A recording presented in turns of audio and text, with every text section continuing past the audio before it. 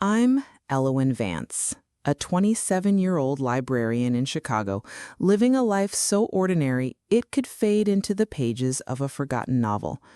But 3 months ago, everything changed. My grandmother, Eleanor Vance, died at 89, leaving me a letter that burned into my soul. Hide your strength, Elowen. They'll only love you when they think you're weak. What did she mean? I wondered, sitting alone in my tiny apartment above the Willow Branch Library. Her words weren't just advice. They were a map to a secret, a $75 million empire built from Chicago's concrete jungles to Seattle's misty shores.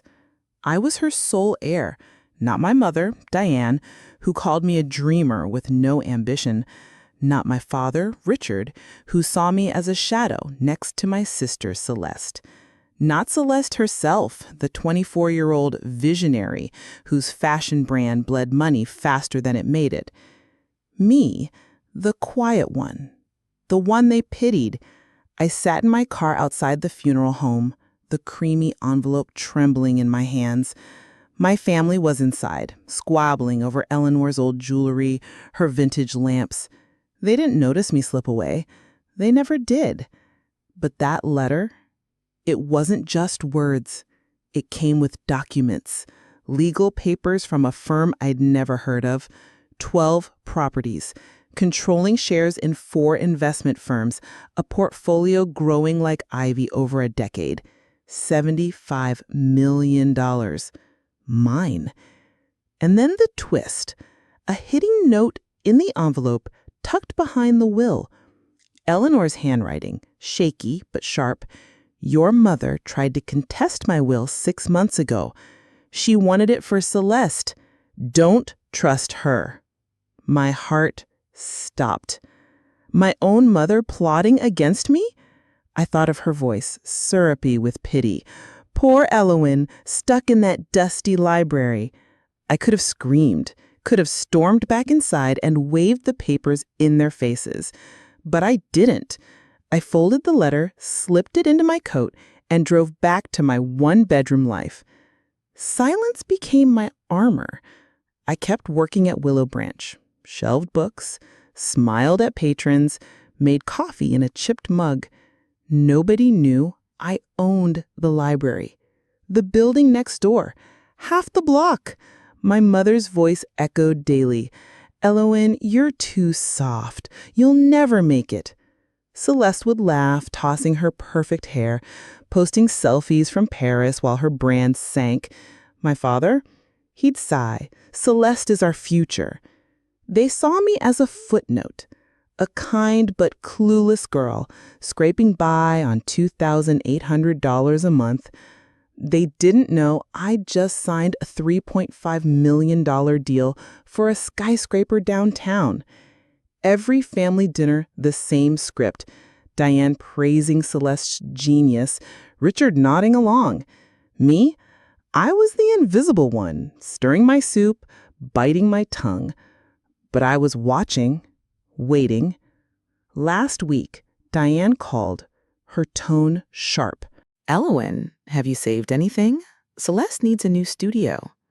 I stared at my laptop, open to a report. Celeste's brand? I'd secretly funded it through a shell company, and she was embezzling every cent. My blood boiled, but I stayed calm. Not yet, Mom. I'm not here for revenge. Eleanor's words rang again. True power is choosing when to reveal it. That night, I sat in the library's back room, my office disguised as storage. I reviewed portfolios for Vance Legacy Group, my hidden empire. Nobody suspected the librarian was the CEO. What happens when they learn the truth, when the daughter they dismissed holds their world in her hands? Stick around to find out. This story's just beginning, and the next twist will leave you speechless. Hit that subscribe button for more stories that uncover the heart of human strength. Don't miss what's coming. I woke up to the hum of Chicago's early morning traffic. My apartment above Willow Branch Library smelled of old books and yesterday's coffee. I pulled on my cardigan, grabbed my chipped mug, and headed downstairs. The library's wooden shelves greeted me like old friends. I dusted them daily, though no one noticed. My mother, Diane, called at 8:03 a.m. Her voice was sharp, impatient. "Elowen, are you coming to Celeste's launch party? It's a big deal." I glanced at the financial report on my desk. Celeste's fashion brand, Lumora, was bleeding cash. I'd secretly funneled $2 million into it through Vance Legacy Group. "I'll try, Mom," I said, keeping my tone soft. She sighed, as if my effort was already a failure. At the library, I shelved books, smiled at patrons, answered questions about Jane Austen. Nobody knew I owned this building. Or the 3 condos across the street. Last night, I'd overheard Diane at a family dinner. "Elowen is wasting her life," she said, slicing her steak. Celeste, now she's going places. Celeste, 24, with her glossy Instagram posts and failing brand. She'd spent $50,000 on a Paris photo shoot last month. My money, unknowingly. I sipped my coffee, bitter as the memory. Then I opened my laptop. A new email from my accountant. Lumora audit complete. Celeste diverted $300,000 to personal accounts. My stomach twisted. My own sister. Stealing from the company I propped up. I could have exposed her right then, but I didn't. Eleanor's words echoed. True power is in timing. I closed the laptop, my hands steady. That afternoon, Celeste breezed into the library. She wore a silk scarf, sunglasses perched on her head. "Elowen, you look cozy," she smirked, eyeing my faded jeans. I smiled, stacking books. "How's Lumora going?" I asked, casual. Her face lit up, oblivious. "Oh, it's huge. I'm pitching to investors tomorrow. Big names." She tossed her hair, scrolling her phone. I knew those investors. Larchmont Ventures, my firm, had already rejected her pitch. Financially unsound, they'd said. I'd signed the rejection myself. "Sounds exciting," I said, my voice even. She didn't notice the edge. Nobody ever did. Later, I sat in my office, disguised as a storage room, reviewing Vance Legacy Group's portfolio. 15 properties, 6 investment firms, $75 million in assets. All mine. Diane called again that evening. "Diane, can you loan me $5,000? Celeste needs new designs." I stared at the ceiling, counting cracks. "I'm a librarian, Mom. I barely make ends meet." A lie, smooth as silk. She huffed. "You're so selfish sometimes." The line went dead. I leaned back, the chair creaking. Selfish? I'd saved Celeste's brand from collapse, and she was stealing from me. That night, I walked through Lincoln Park, the city lights flickering like secrets. I thought of Eleanor, her quiet strength. She'd taught me to balance accounts with a pencil, to see the world's greed clearly. I passed a boutique displaying Lumora's dresses. My money had paid for those racks, yet Celeste called me a failure. A new email pinged. My lawyer. "Celeste's embezzlement evidence is ready. Proceed?" My finger hovered over the reply. Not yet. I wasn't here to destroy her. I was here to wait. But what happens when the sister I saved turns the family against me? When lies spread faster than truth? Stick around. The next chapter's unraveling, and you won't believe what's coming. The Chicago dawn was gray, the kind that makes you feel the world's holding its breath. I walked to Willow Branch Library, my boots crunching on frost. Inside, the air smelled of paper and dust. I flicked on the lights, the shelves glowing softly, like they were waiting for me to decide someone's fate. My phone buzzed at 7:42 a.m., a text from Diane. "Elowen, Celeste's pitch crashed. We need $15,000. Can you help?" I set the phone down, my pulse steady. Celeste's pitch had failed because I'd made sure it would. Larchmont Ventures, my firm, had shredded her proposal. Unrealistic, they'd called it. I'd signed the rejection myself. I wasn't cruel. I was calculated. I sat at my desk, tucked in the library's back room, and opened a report from Vance Legacy Group. My family's debts were spiraling. Diane and Richard had taken a $250,000 loan last month. Predatory terms, 18% interest. I had bought that loan through Willow Fund LLC, a name they'd never traced to me. Their desperation was now my leverage. Diane's voice echoed from last Thanksgiving. "Elowen, you're too timid for this world." She'd said it over pumpkin pie, her eyes on Celeste, who was bragging about her Paris trip. Celeste, 24, with her curated Instagram life. She'd spent $75,000 on that trip, funded by my secret investment in her brand, Lumora. I poured coffee into my chipped mug. An email pinged from my accountant. Lumora audit finalized. Celeste embezzled $400,000. Evidence attached. My chest tightened. My sister? Stealing from the company I'd propped up? I could have called her out, watched her empire of lies collapse. But I didn't. Eleanor's words held me back. People show their truth when they think no one's watching. I clicked another email. My private investigator. Richard bribed a bank official for the loan. Audio evidence secured. My father? Bribing someone? The man who lectured me about honesty while ignoring my economics degree. I played the audio. His voice, low and desperate. $5,000 and you approve the loan. No questions. I froze. This wasn't just debt. This was a crime. I could have sent the evidence to the authorities, watched him face charges.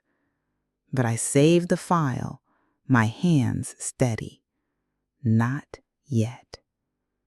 That afternoon, Celeste texted, "Elowen, I'm drowning. Investors laughed at me. Can we talk?" I leaned against a bookshelf, the library quiet. "It's you don't understand, Elowen," she laughed sharp.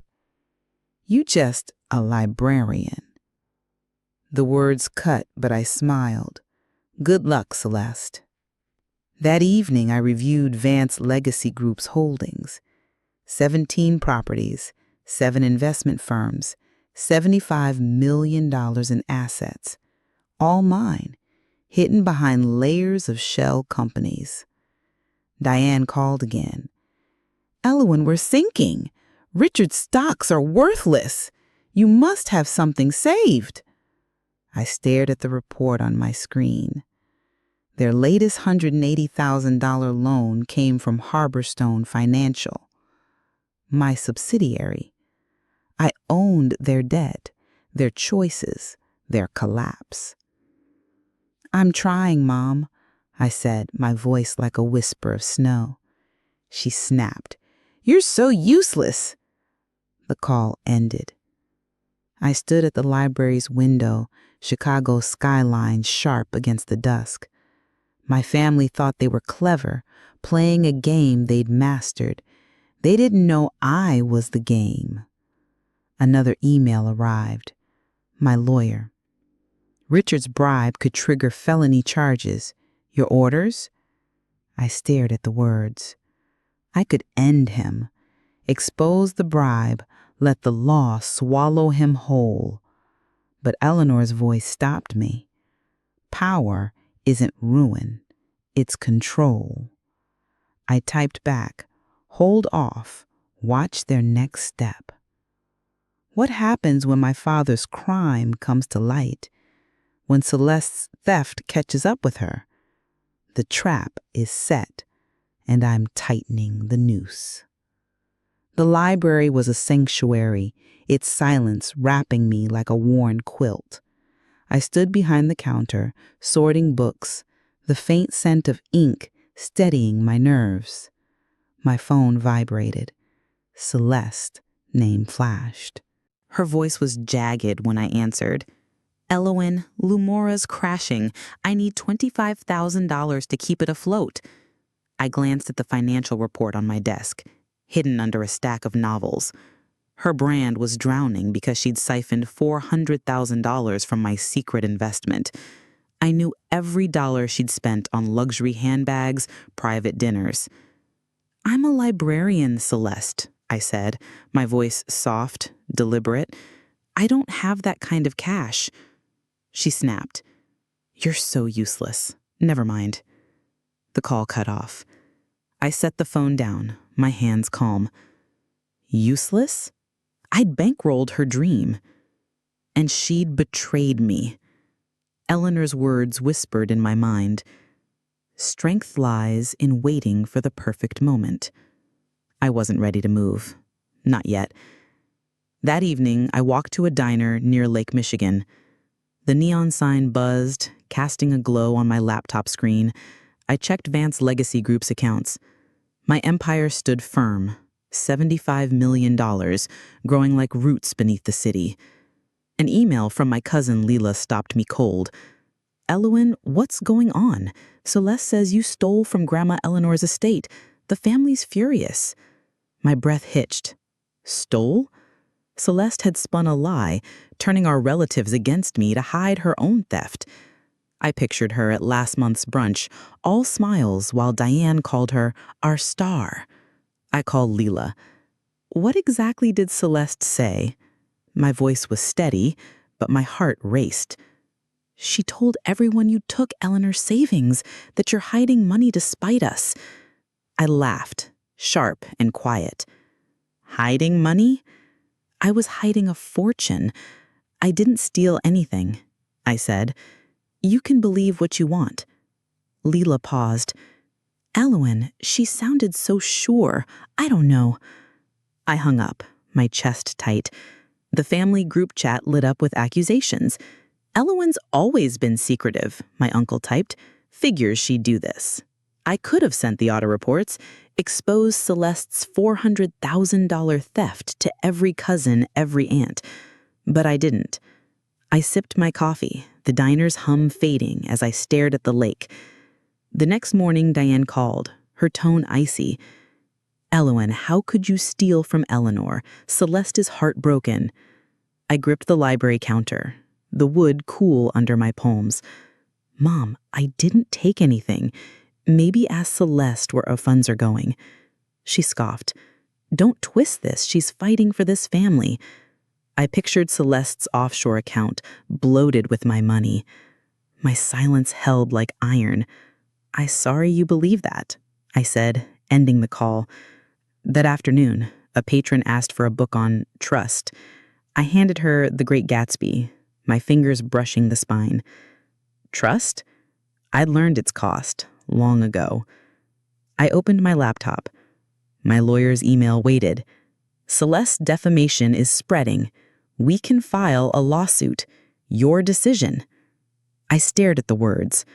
I could drag her through court, lay her lies bare. But Eleanor's voice stopped me. "Power isn't vengeance, it's patience." I typed back, "Wait, let her lies grow heavier."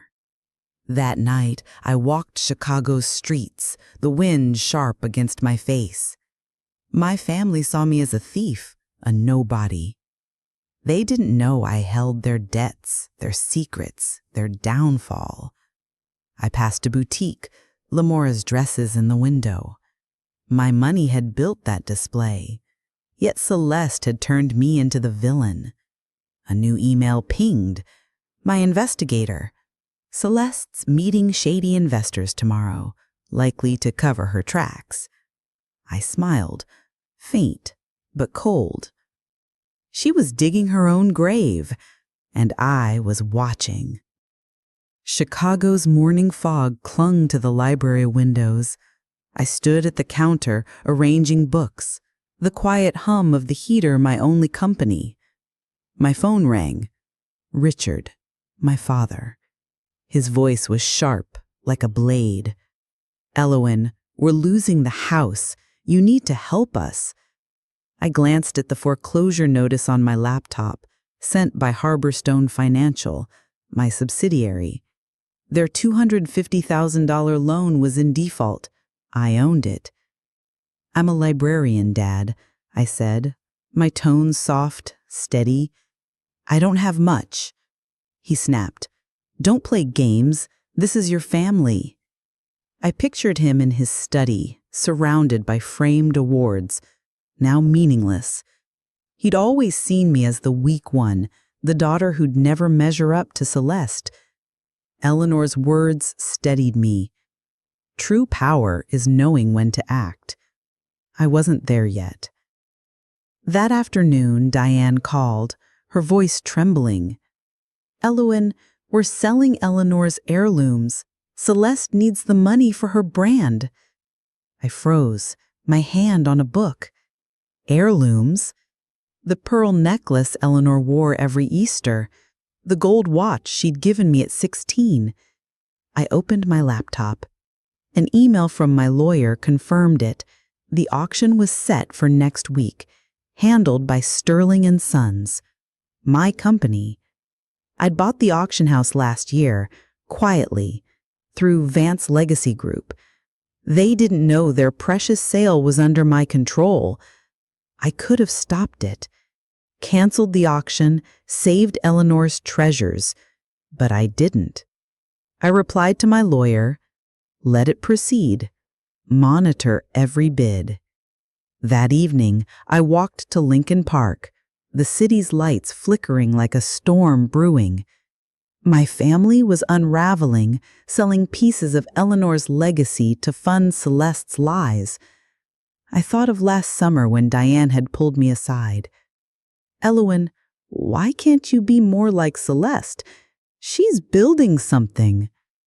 Building something? With my money. And now her lies had turned the family against me, calling me a thief. Richard called again that night. No greeting, just demands. "Elowen, give us $30,000 or we're done with you." Done with me? The words burned, but my voice stayed calm. "Dad, I can't. I'm barely getting by." He laughed, cold. "You're no daughter of mine." The line went dead. I sat in my office, the library dark around me.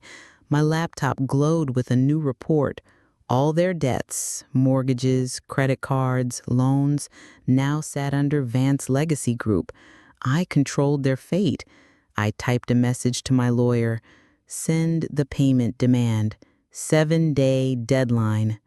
My heart pounded, not with fear, but with clarity. I wasn't the scared girl they'd ignored. I was the one holding the strings. The next morning, a patron asked for a book on courage.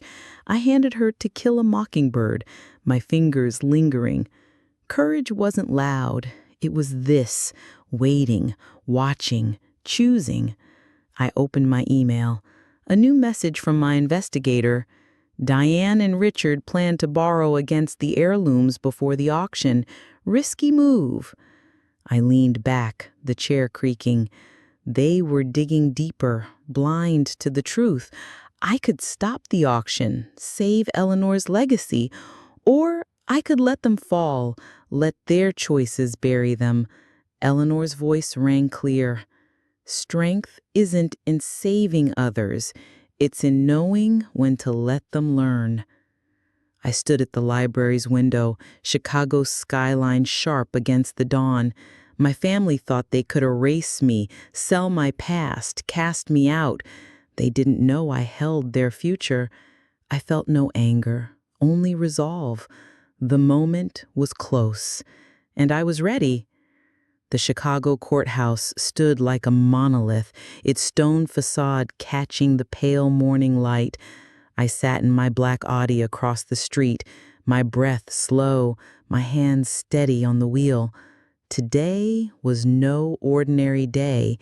It was the moment I'd carried in silence for 2 years, the moment my family would see me for who I was. I stepped out, my tailored greatcoat brushing my knees, my hair pinned in a tight bun. Subtle makeup sharpened my eyes. The librarian from Willow Branch Library was gone. I was Elowen Vance, heir to a $75 million empire ready to rewrite their story. Inside, courtroom 7 crackled with tension. Reporters lined the back, their pens poised like vultures. Finance insiders whispered, drawn by the fall of the Vance family, once a name in Chicago's real estate circles. My parents, Diane and Richard, sat at the defendant's table, their faces etched with strain. Diane clutched a frayed scarf, her eyes darting. Richard's tie hung crooked, his jaw tight. Celeste, my sister, sat beside them, scrolling her phone, her designer jacket a cruel irony. Her brand, Lumora, built on my secret millions, was collapsing under her $400,000 theft. They didn't notice me slip into the creditor seat. To them, I was still the shadow, the daughter they'd called useless, a thief. Judge Clara Monroe entered, her presence sharp as the gavel's crack. Civil bankruptcy hearing case 5173, defendants Diane, Richard, and Celeste Vance. She adjusted her glasses, scanning the file. Primary creditor, please state your presence. I stood, my voice clear, slicing through the murmurs.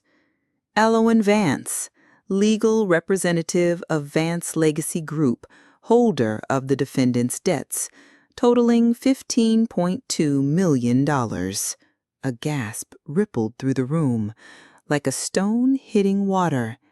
Diane's head snapped up, her eyes wide with shock. Richard froze, his hands gripping the table's edge. Celeste's phone slipped, clattering to the floor. "Elowen," Diane whispered, her voice breaking. "What are you doing?"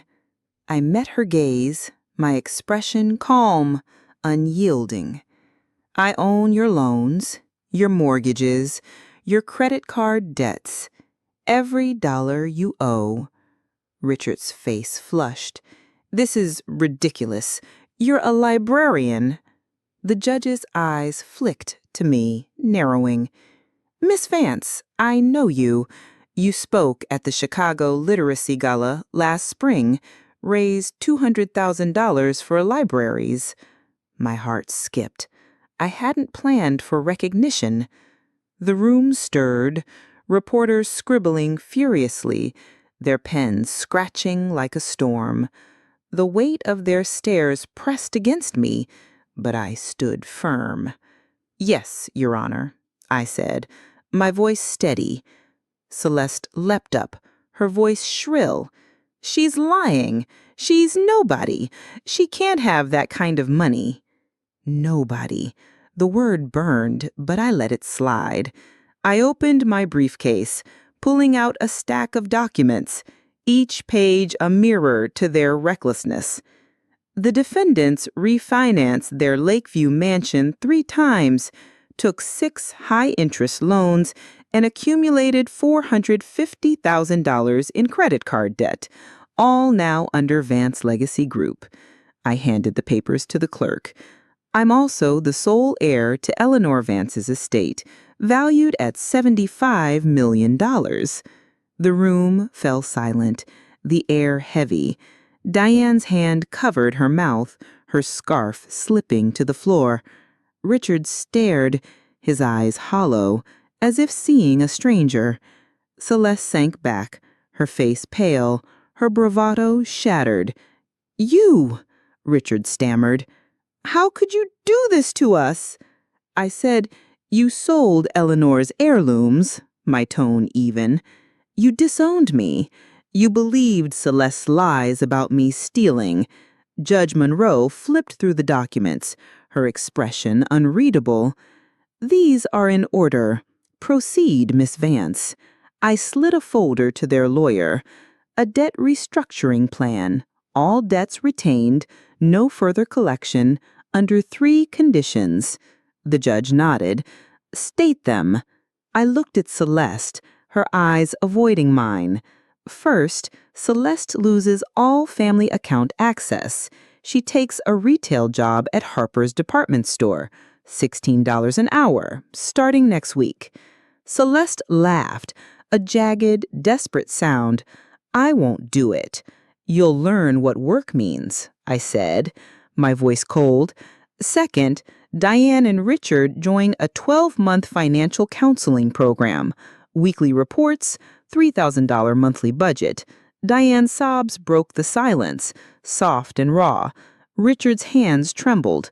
Third, sell the Lakeview mansion in 30 days. I've purchased a 2-bedroom home in Evanston. Simple, with a garden. Judge Monroe reviewed the folder. "This is remarkably generous." Their lawyer whispered to Richard. After a tense pause, he nodded, his voice low. "We accept." I closed my briefcase, the click sharp in the quiet. The truth was out, undeniable. They dismissed me, betrayed me. Now they faced their choices. As I walked toward the exit, Celeste's voice cut through, small and broken. "Elowen, why? We're your family." I turned, my eyes steady. "You needed to see who I am." The door swung shut, the Chicago wind sharp against my face. The Chicago skyline glittered beyond my office window, a mosaic of lights against the dusk. I sat at my desk, the library below quiet. Its shelves held stories I'd outgrown. 3 weeks had passed since the courtroom. My family was adjusting, or trying to. I'd moved them to the Evanston house, a modest 2-bedroom with a small garden. No chandeliers, no marble floors, just a home. I opened my laptop. A report from the financial oversight firm waited. Diane and Richard had attended their first counseling session. They'd submitted a spending log, $2,800 for the month. Groceries, utilities, no luxuries. Celeste had started at Harper's department store, 8-hour shifts, folding clothes, ringing up customers. Her Instagram was silent now, no more Paris selfies. I sipped my tea, the mint sharp on my tongue.